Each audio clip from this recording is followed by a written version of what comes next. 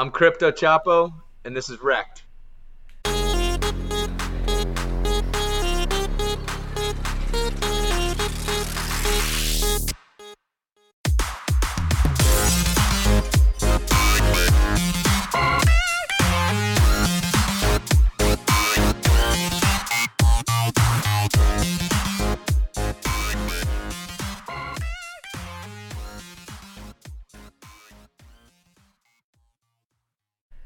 Good evening and welcome to REKT. This is our second episode.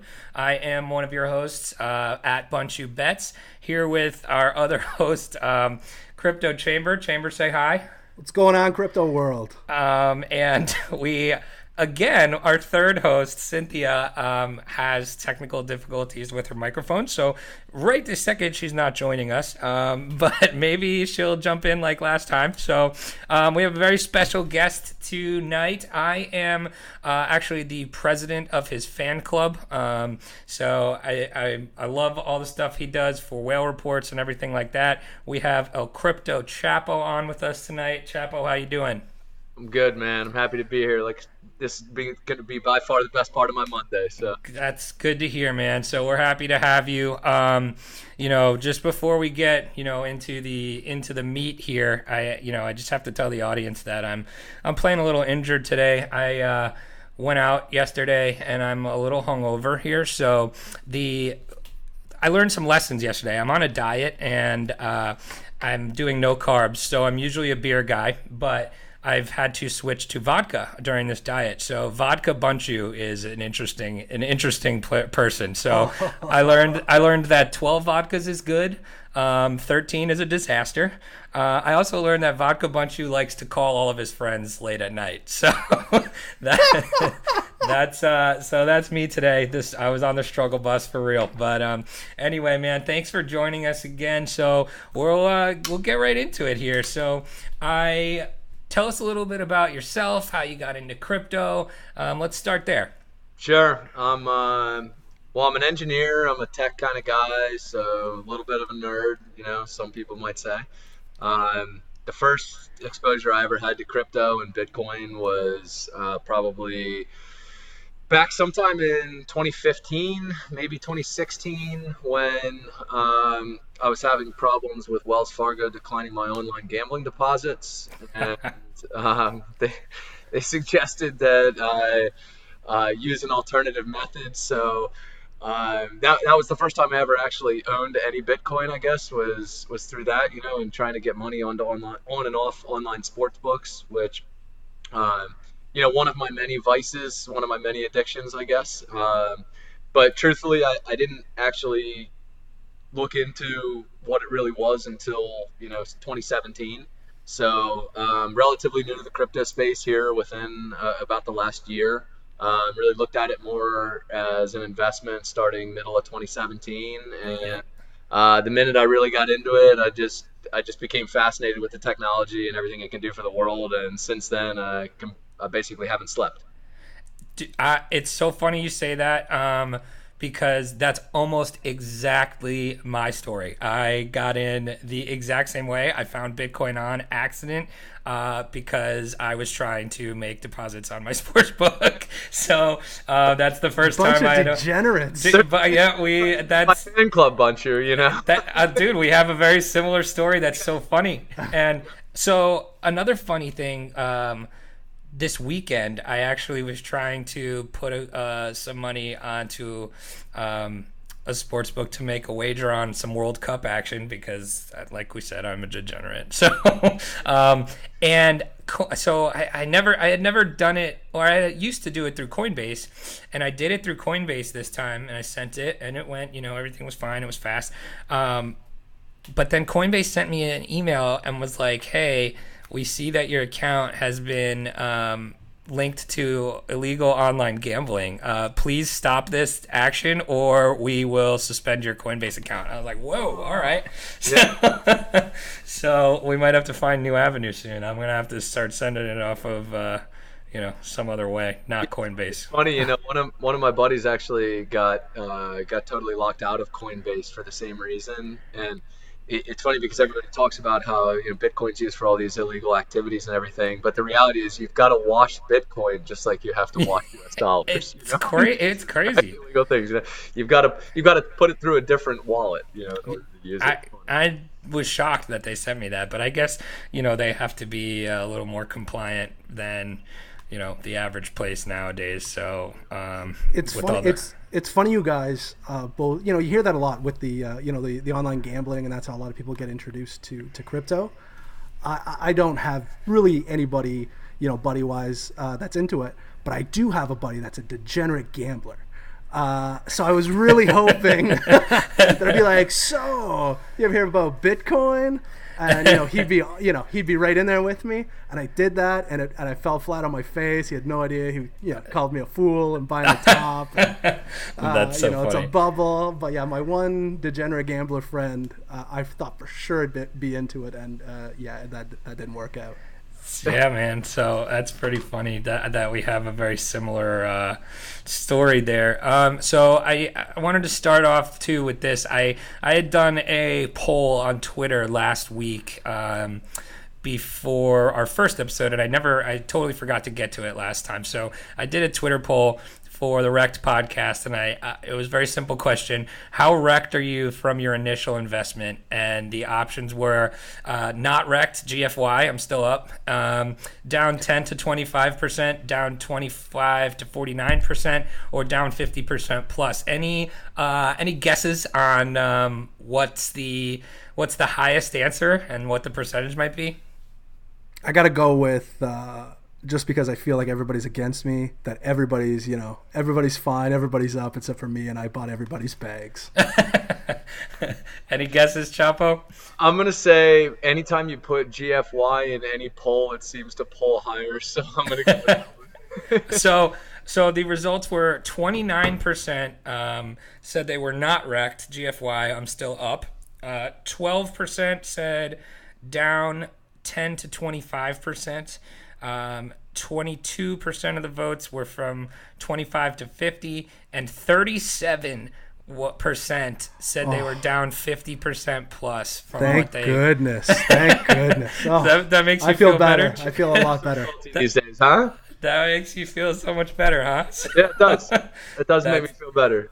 That's pretty funny. So that does explain a lot of the salt out there. But it also means that this podcast is needed. Like people are wrecked, and we want to be a source of entertainment in the wreckedness. So, it's a little validation there too. So, Chapo, tell us some of your biggest crypto wrecked stories. Oh, all right. Well, amazingly, even though I've really only been a crypto investor for less than a year now, I've got plenty.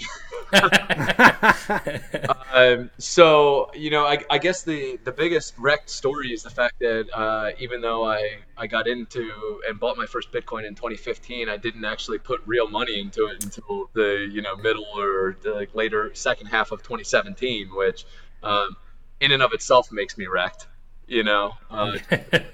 Just from a timing standpoint. But I'd say personally, probably the worst one, single one that still eats at me a little bit is I was in between meetings at work, and I had probably no more than about 8 minutes between meetings, and I checked the price of VeChain of Ven. And I saw that it had gone above a target, and I considered it a breakout, and it was just rocketing. And I put all the Bitcoin I had into it, just total about 3 minute, about a 3 minute decision. And by the time I left work, I was down 20%. No, oh my God. And being the hard-headed guy that I am, I refuse to sell it. And I still have it. Still have it. Never sold it. Still have it. And so I'd say as far as one single trade, that's the most wrecked I've ever been, and my worst case of FOMO in my life. That's a good story. I've definitely had some of those myself, where you try to trade a breakout and you're like, okay, here it is. Oh, I'm so right about this. I'm going to put everything I have into it. And so I've been there. Give me Chamber. We need a story from you this week. So, so I'll give you the opposite of the breakout. So I got in. I mentioned before I got in kind of late 2017. I think when I first bought Bitcoin. I'm going to speak in U.S. dollars just to make sure I'm everybody's on the same right. page. I forgot about that. So you are in Canada. Let us wish you a happy Canada Day. By the way, a day late, but I got that Canadian hangover this morning. I'll tell you that much. Good, you're in the same boat as me. But so I think when I bought at the end of November, I want to say it was maybe around $8,000. That sound about right? Yeah. And who knows? It happened so fast. It was within 30 days. So it was fast. 20 grand. We'll call it about $8,000. And I was just making. In 3 weeks, we're going from $8,000 to 20 grand where it tops out. And I would talk to I'd talk to my dad a lot about it. We chat a lot. A couple of times a week kind of thing. So I'm kind of telling him about it, and he's kind of a financial guy, very big into, investments and whatnot. And so he's kind of FOMOing into a little bit, from what I'm telling him. And he's like, well, I don't want, how about I just give you money and you just buy some for me. And I'm like, this, and I mean, he's a smart financial guy, but not a technical guy, to say the least. And so I'm like, well, what I'll do is send the money to me. I'll buy it, and then I will walk you through setting up a desktop wallet, and I'll send the money to the desktop wallet, and you can just do it that way. Right. So he sends me, a rather good amount of money. Oh boy.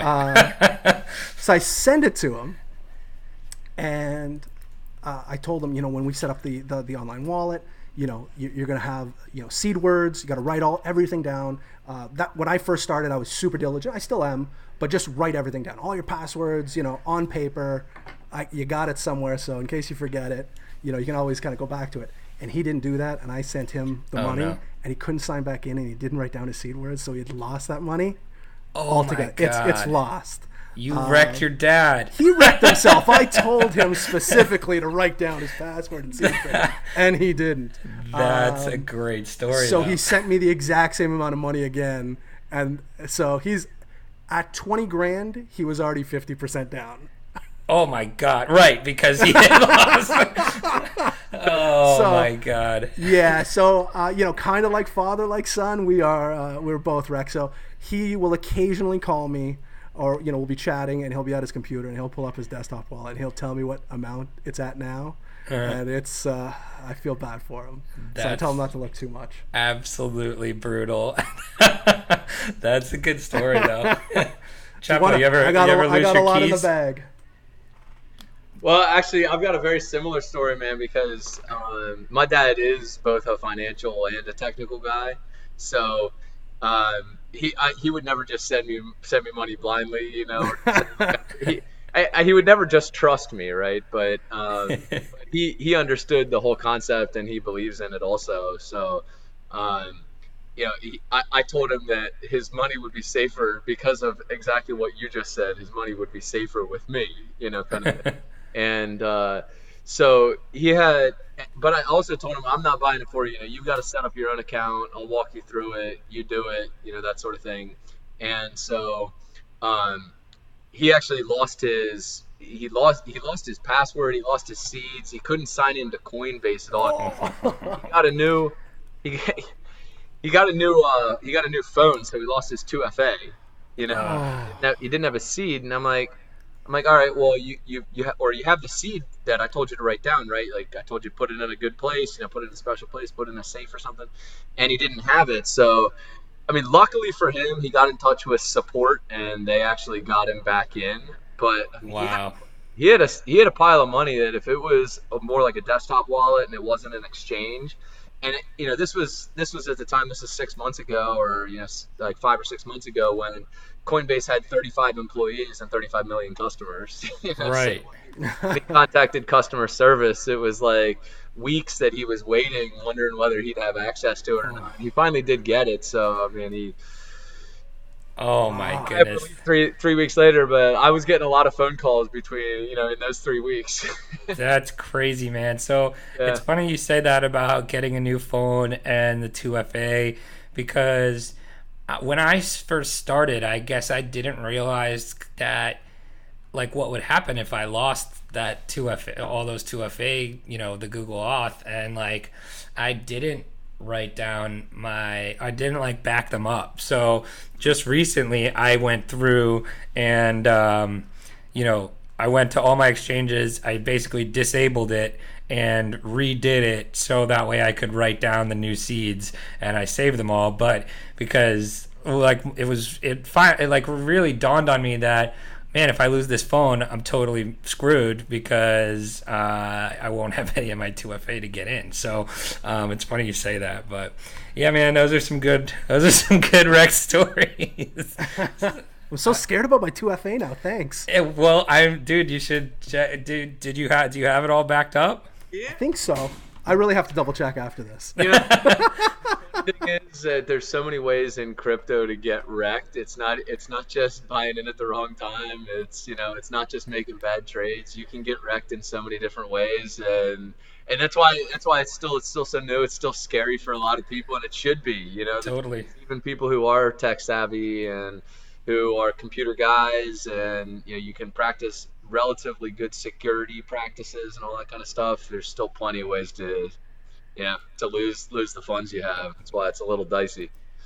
You're absolutely right, and it's kind of terrifying to think, especially about how much of my actual net worth I have in crypto. So it's pretty dangerous, really, and totally irresponsible. Just But why you're a degenerate, right? exactly. That's just we're learning a lot about Bunchu tonight. So cool, man. So typically we get your crypto wreck story. Give us let the audience get to know you. Give us a real life wrecked experience for you, not related to crypto. Well, I mean, true wrecked. I guess the most wrecked I've ever been in my life was growing up. I love snowboarding. Always have snowboarded my most of my life here. And when I was younger, when I was about 16, I was out in Colorado snowboarding, and last run, typical, last run, last day of like a 7-day trip out there on the mountains.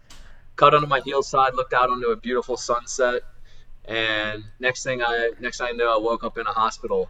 And No way. yeah, and my old man was skiing behind me. I always snowboarded faster than he skied, so he was following me on skis. And he said some guy came out of control on skis over like a couple moguls, went like sky high in the air, just flying by him, and just hit me square in the back with two skis. And I was Holy like, double cow. flip down like you see in the ski videos, like flip down, limp body for like 200 yards down the mountain, just over end like a rag doll. And when I actually like woke up, I was coughing up blood. I couldn't. Oh my god. I was shaking uncontrollably, and Oh, it was probably the scariest moment of my life. I mean, it's the closest I've ever come to dying. So I would say I was completely wrecked. Oh my god. No kidding. Did you have like I got broken bones, internal bleeding? Like what the hell? I had a ruptured kidney. I had a punctured lung. I had some back issues. I got helivaced out to Denver at the time, and ended up in a hospital for a couple days and in a wheelchair for about a month and a half. Oh oh my shit. god. Uh, That's insane. and what the craziest part of the whole story, though, I mean, as much as I was physically wrecked, Right. the craziest part of the whole story is after this guy hit me. My old man was behind me. He watched him ski past me and hit me, and he hit me. The guy got up and tried to ski away. Like a hit and Oh, run. really? My old man went straight James Bond on this guy, skied after him downhill on a double black, tackled his ass, and punched him in the face and told him, "You're going nowhere." That's crazy. So what happened to the guy? So the guy was arrested because he was drunk on the slope, Oh, and he was arrested. Had to pay all my medical bills. Had to pay the charges for the helicopter. Got banned from all ski slopes for life in the U.S. what? Yeah, Holy All of cow. them?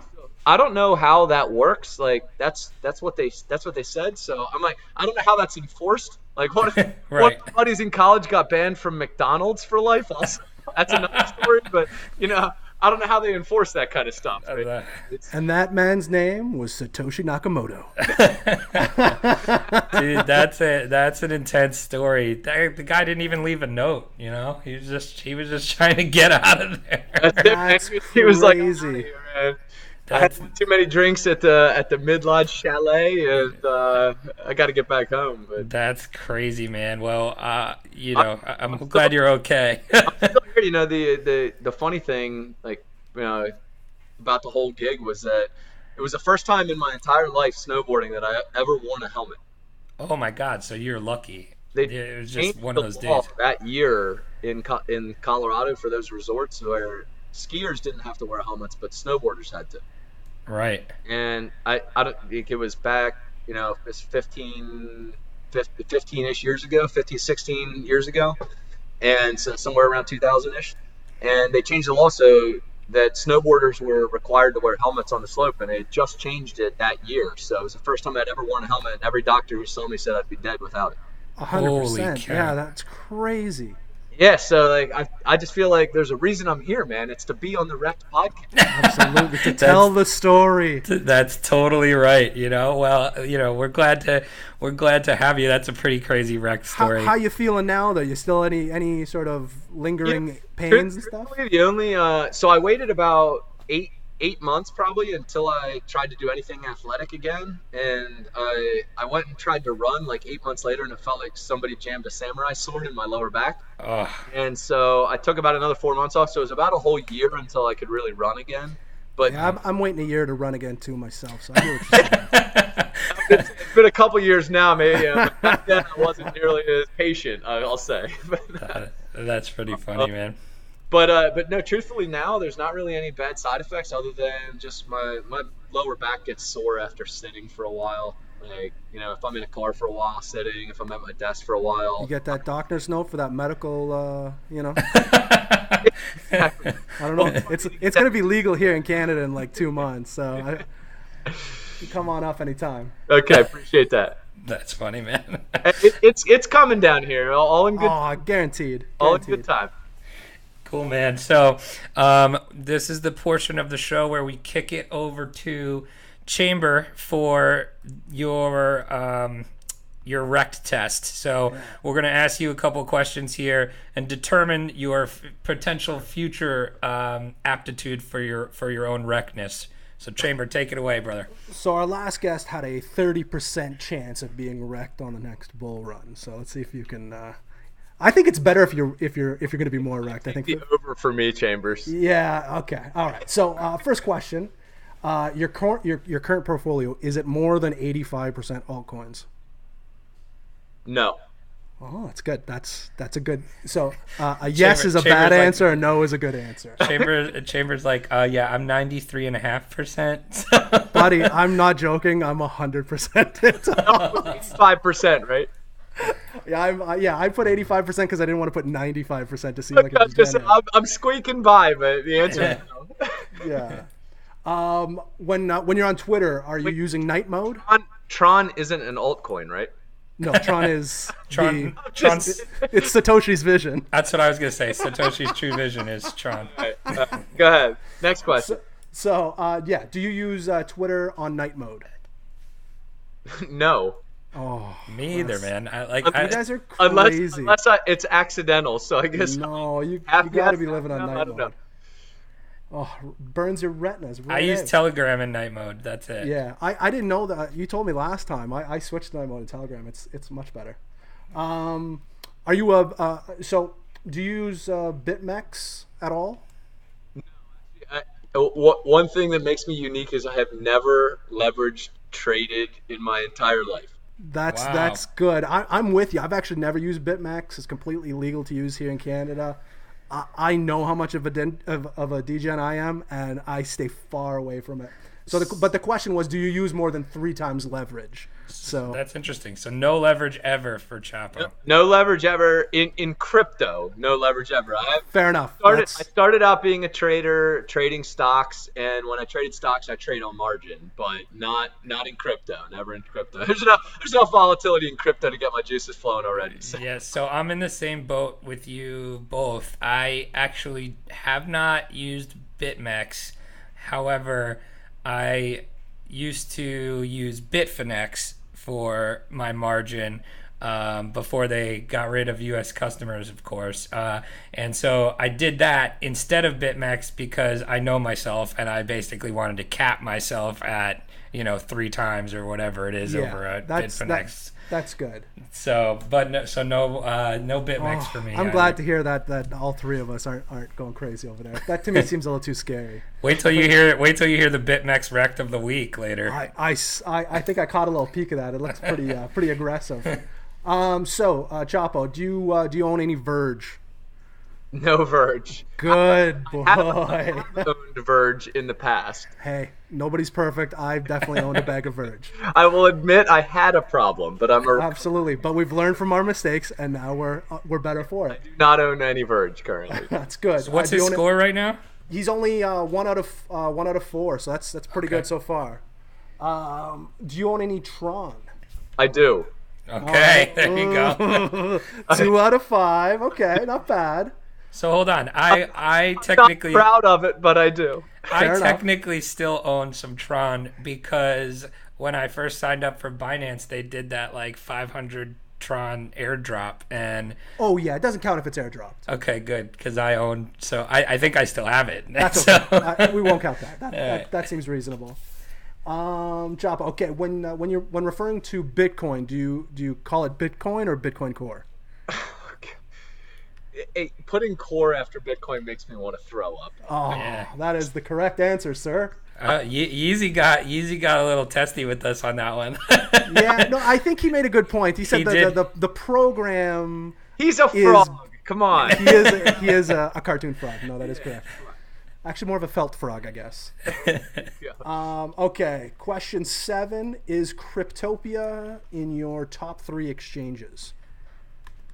I actually love this question. Ooh, that's a good one. I feel that's a real separation between the degenerates and the and the rest of the world. I'm gonna say yes. Wow. I'm with you on that one. Oh yeah, and by the way, Cryptopia gem. So I'm gonna say yes. I'm with you on that one. I think I did the test the other day. I think I'm about an 80% myself. So. If somebody, I know if you didn't put it at 3, I would have told you it's probably my number 3 or 4. I'm gonna say yes. I think it's my number 3. Yeah, I think mine are. I'm on KuCoin. I'm a KuCoin whore. It's my favorite. The way you said that.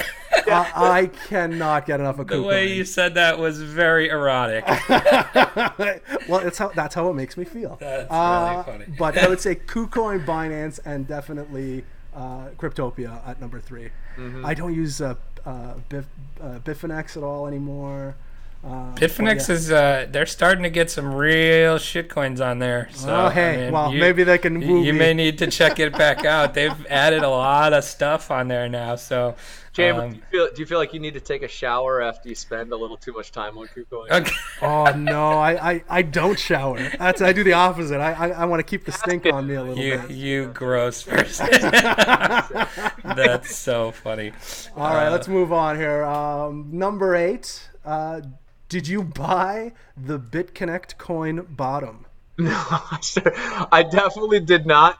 Although when I saw it was up like 70% after bottom, I considered it, but no, it was trigger. I don't know if you listened to our first episode, Chapo, but that's how Chamber got into crypto. He got shilled BitConnect. So. I did get shilled BitConnect. Not my proudest moment, but. Well, that's one box check to be a true OG. I tell you, 5 years from now, if I'm still in the game, I'll be legendary. So, look, you didn't lose all your money. No, I didn't. Well, I lost that on my own. You kind of lost all your money. Like, yeah, that's what the Trayvon James that's video. Trayvon James. Yeah, yeah, you kind of lost all your money. Number 9, do you dream of owning a Lamborghini? I just think it's hilarious, man. This whole Lambo thing. Like, I've never been that into Lambos. I would own so many things before I would own a Lamborghini. I'm with you on that one. No, I don't. Do you have is a car on your list of crypto riches? Like, do you have something in mind? I've grown up in a family that I grew up in a family with money, but my parents have always told me you would never. There's no point in buying a new car. You like drive it off the lot and it depreciates in value like crazy. So my old man could buy 6 Lamborghinis if he wanted to, but he still drives a car that's 8 years old. Right. And I'll probably be the exact same way. I'm like a frugal son of a bitch. I'd buy my own island so I could enjoy it before I'd buy a Lamborghini. Yeah, what would be what's your number one, like, get rich tomorrow? Bitcoin goes to $100,000 and you're gonna treat yourself. What are you buying? Whew, it's a good question, man. That is a good question.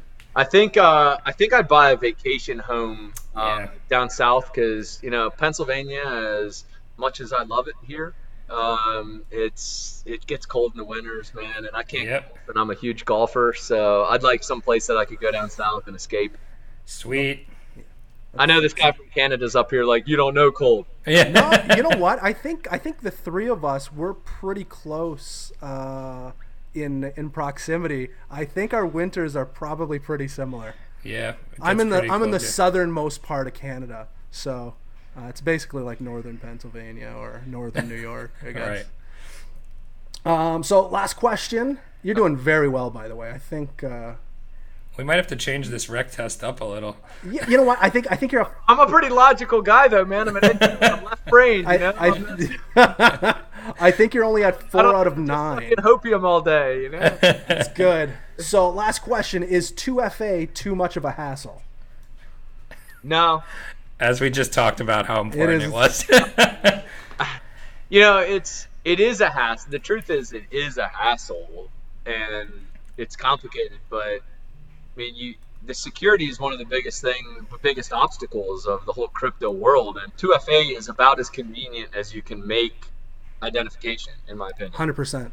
So it's a good method to do identification and to enhance security, and it is a pain in the ass and it has its flaws, but it is what it is. All right, I think so. 4 out of 10. I mean, that's pretty good. I mean, that's very good. So what's that mean? I'm 40. You have a 40. I think a 40% chance of getting wrecked on the next so I hit the over. See, that's why I'm a gambler. See, I make more money gambling than I do in this crypto world anyway.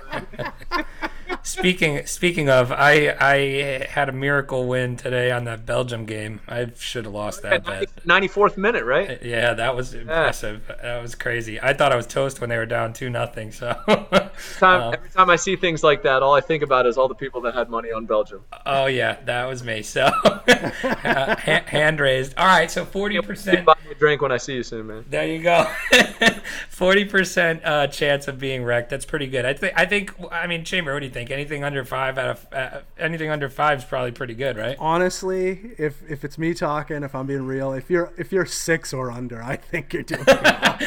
That just shows how wrecked you are. I wish I could be a 6. Cool. So here's our next little segment. We call it the purge. So if you could purge any crypto project with no consequences, what would it be and why? So I'm going to add a caveat to this, though. I'm going to start keeping track of what everybody says, and I'm not going to let you guys use any repeats. So Coin Yeezy said he would purge Verge. So you can purge any project except for Verge. Well, in the last podcast I was on, Verge was the one I'd say I'd get rid of first, so Coin Yeezy made a good choice.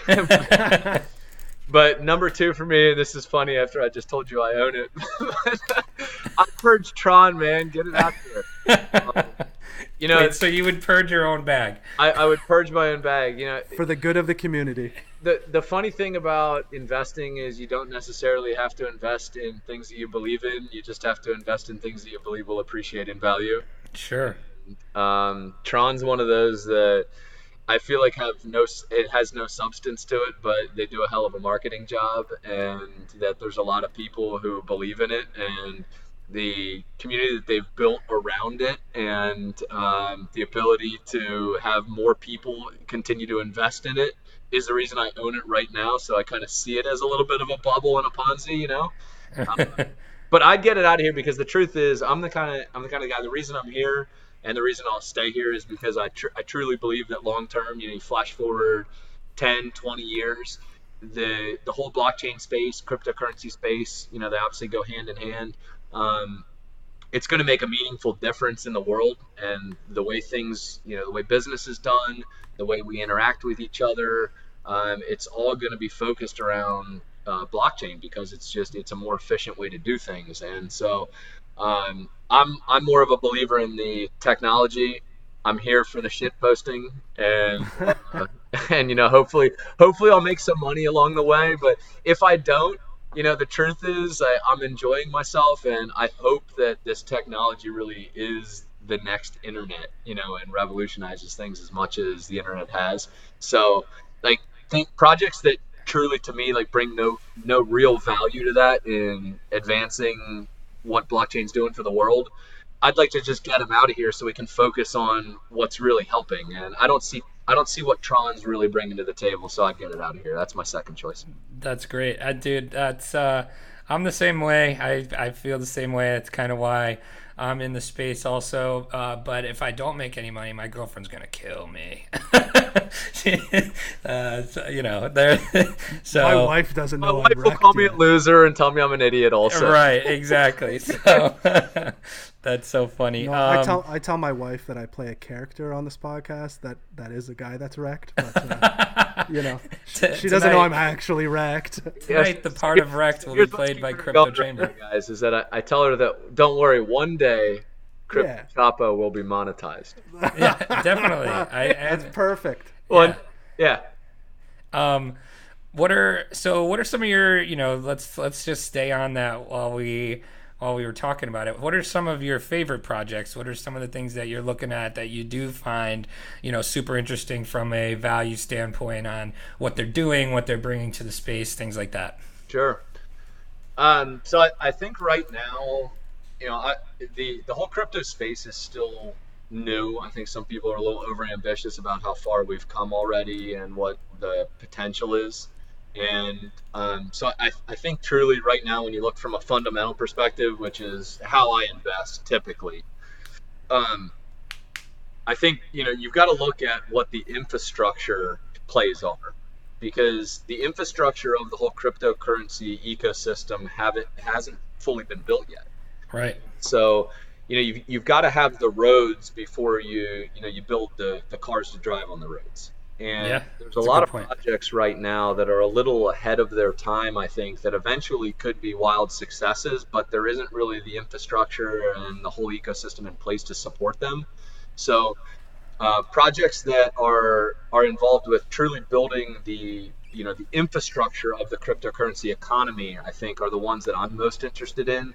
So, Binance has done an unbelievable job. I think they're the top exchange. To me, I feel like they've done everything right.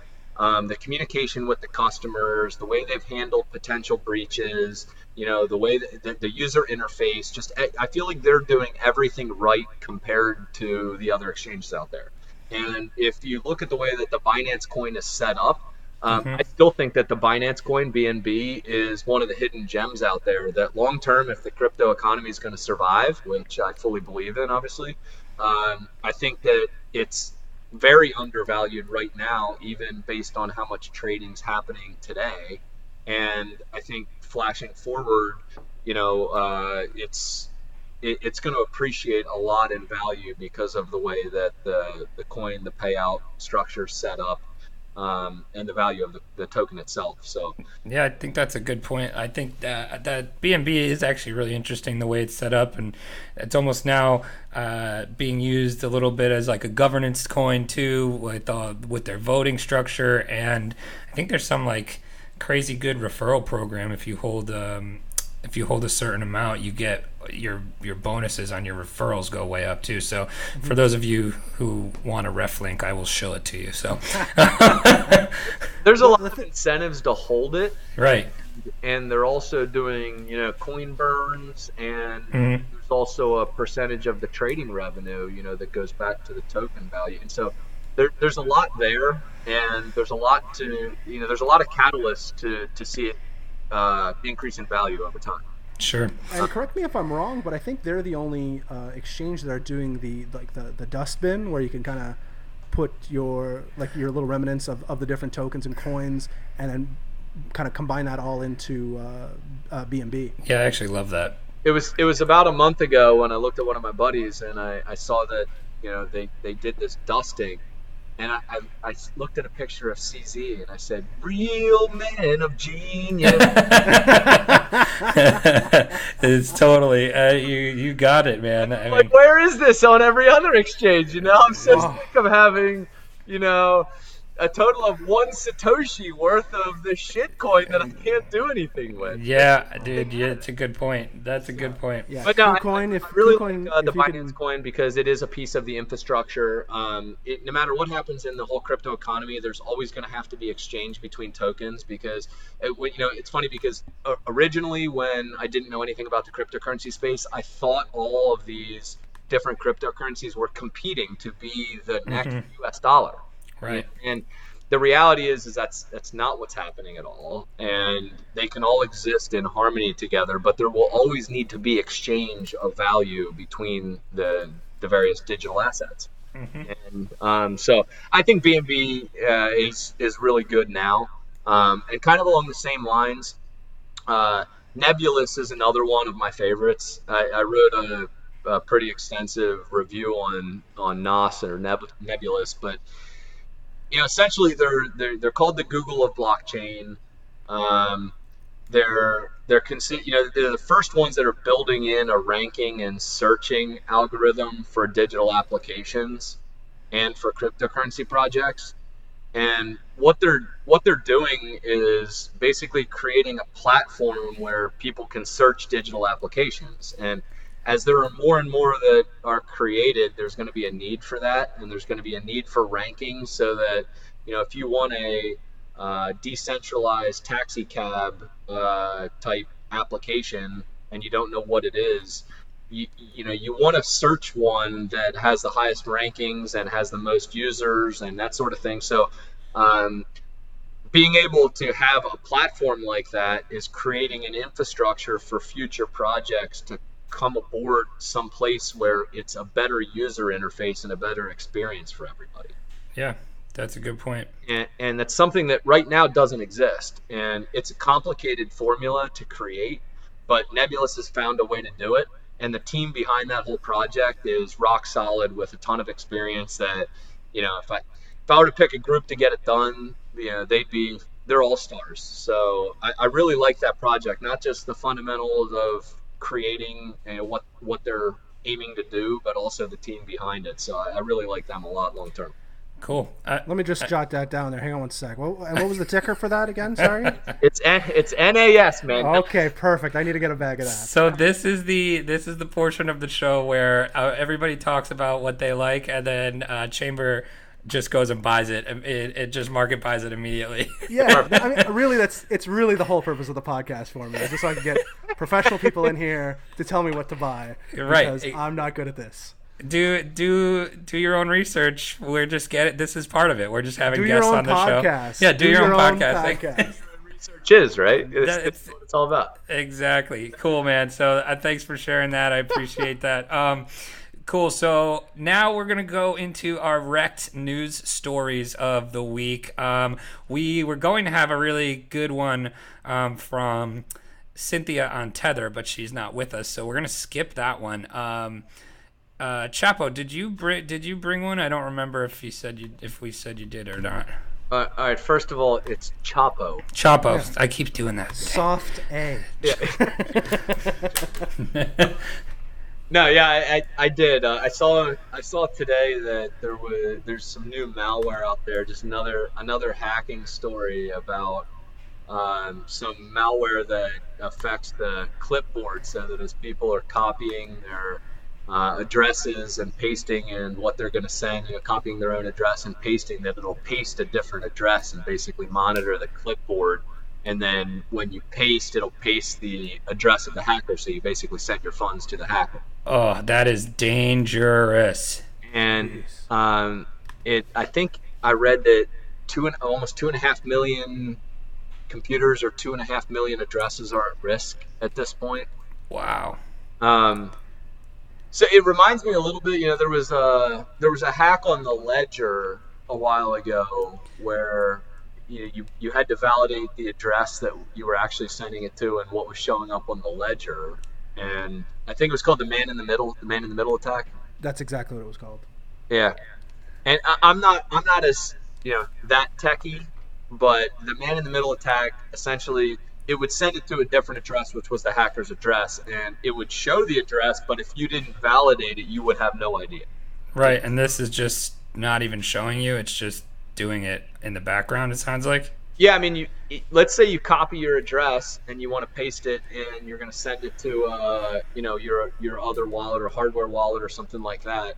You paste it in, and if you didn't pay any attention to what the true address you were supposed to send it to was, it essentially is just pasting in a different address. So it will show up as a different address, but you're sending it directly to the hackers, and it's dangerous. It's one of those types of hacks that even people who are tech savvy, if you're just moving too quickly, could you could get wrecked by it.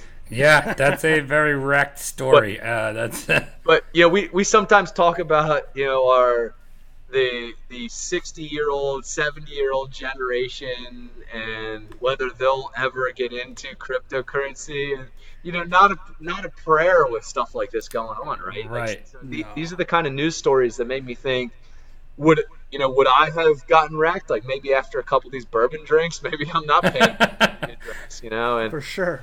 maybe after 11 of your vodka sodas, you would be okay, but after 13, That's- not a prayer. But That's totally right. Vodka Bunchu cannot handle. That baker's dozen is a killer. I guess the lesson of the whole thing should be that check, double check, triple check anytime you're sending funds. Look at the addresses, look at them again. I mean, I know that there's so many places that say that, but it's true. It's so easy to make a mistake right now because there's a lack of checks and balances. I mean, that's part of the beauty of it, right? Is that there's a lack of checks and balances. That's kind of the whole point. But in the same way, it really exposes you to make a mistake. And it's a little bit of the same thing. Like, I had a friend that sent a whole bunch of Litecoin to a Bitcoin address.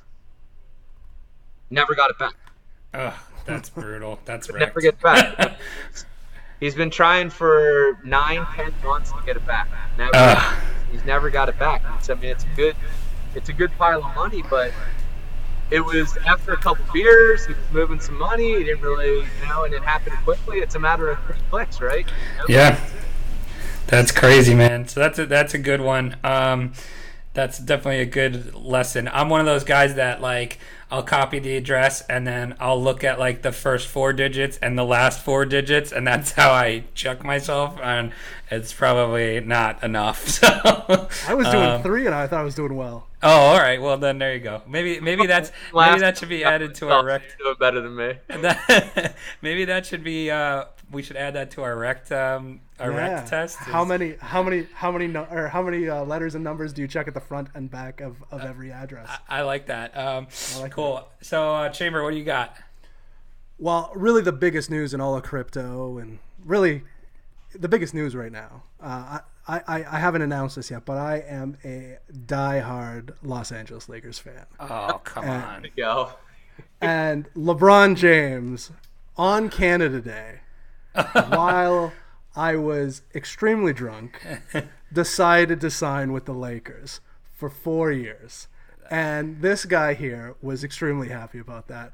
It's monumental news. I hear rumors that the reason he did was they're going to do a Space Jam 2. Oh, sweet. Apparently, like, it's in the works. So there might be for us guys that were kids in the 90s, there might be a resurgence of the Space Jam brand.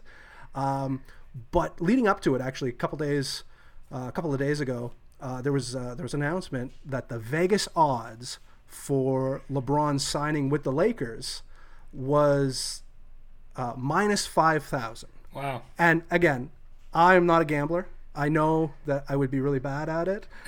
So I didn't know what minus 5,000 meant. So I had to Google it and really find out.